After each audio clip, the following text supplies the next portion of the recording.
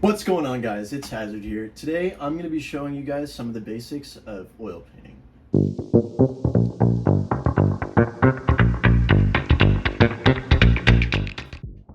Okay, so a few things have appeared in my hands. They are materials. There's a lot of them. There's a lot to choose from, and I'm going to let you know what is what.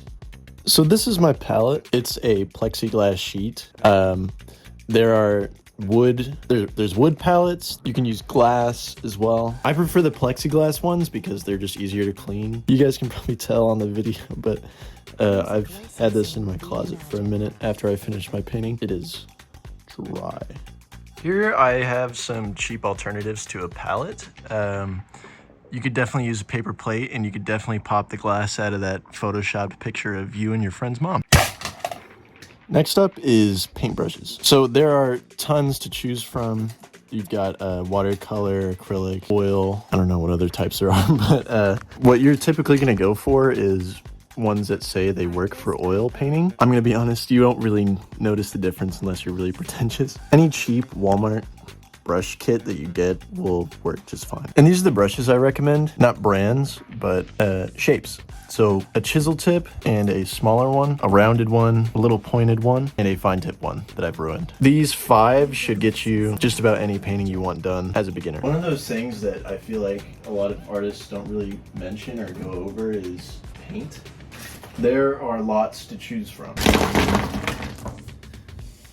One thing of note when you are buying oil paints, look out for this. How to explain it, I don't know what the fuck this is, but I bought it and it's not oil paint and it fucked up my painting. And one thing that people on YouTube don't talk about or mention, paints, depending on the brand or color or just the name, have different transparencies. So like this is pretty much the most opaque paint you can get because it's titanium white. Now something like this phthalo green that I bought from Hobby Lobby, since it's cheap, I feel like that's why it's more transparent, because I've worked with phthalo greens that were just straight up opaque, almost black. And that's something to look out for because you don't really know until you use it. And like I mentioned before, plexiglass panels are really easy to clean the paint off of. But one thing that will help you with your journey is this, a razor scraper. I can put links to all this stuff in the description, but this is a lifesaver. It makes it so much easier to clean the paint off. You see that? Oh my gosh. Anyway, I'm just clearing the space here. Another thing when you're just starting out, grab a couple colors, put them on your palette, and just mix them and learn, get to know it a little bit. And what I'm doing right now is mixing something called the scale. Your scale should show a clear transition from light to dark. So this right here is the lightest, medium, and darkest. Now, oil paint, you don't need a lot on your palette at all. This is an extreme amount. I wasted a lot, but I thought I was gonna be painting more that day, so me. So now that you've got your scale, you've got the lightest, medium, darkest, I want you to go over here, grab a little bit, just load up your paintbrush. Get it on there, spread it, and just see how it feels. And then grab your medium one after you've got a little splotch, or you know, it's yours. You can go as big as you want. Do it right next to there. And then grab your third darkest. And now I want you to clean your paintbrush. Clean your paintbrush, you need something called linseed oil or a paper towel. Ideally, you want to use something disposable to wipe your paintbrush off on. And ideally, you want to use both linseed oil and a paper towel. But using a paper towel will work just fine. Now that you can see what I was doing a little bit better, I've got 3 splotches right next to each other. I'm going to show you how I blend the two.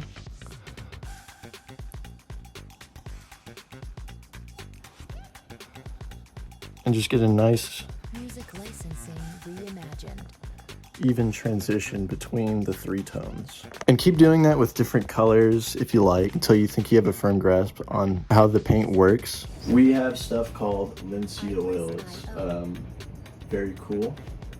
This is also linseed oil. It's in a container that I use to,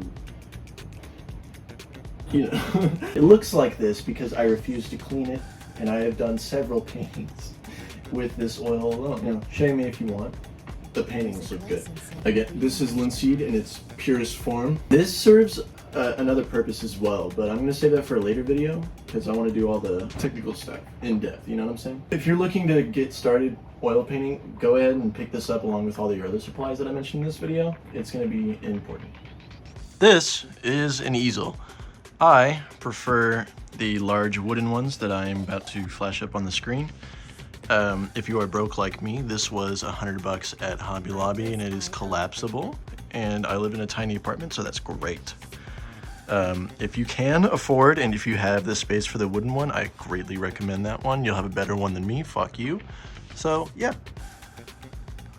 Alright guys, I hope that answered some of your questions about getting started with oil painting. I know there wasn't a lot in this video because I plan to get into way more in depth with painting. I want to share with you guys a bunch of the techniques I learned in college, as well as just what I've learned along the way. As of right now, I'm working on a curriculum, so to speak. I want to make this free for everybody. I feel like I've learned a lot and I learned it fast. I don't know if that's good just because I'm good at art or pretentious, or if it's just because what I learned was efficient. And I want to share that with you guys, and I feel like it could be great for all of us in the artist community, just to share what we learned. Anyway, I hope you guys enjoyed this video. Thanks guys for watching, and I'll see you guys next time. Peace.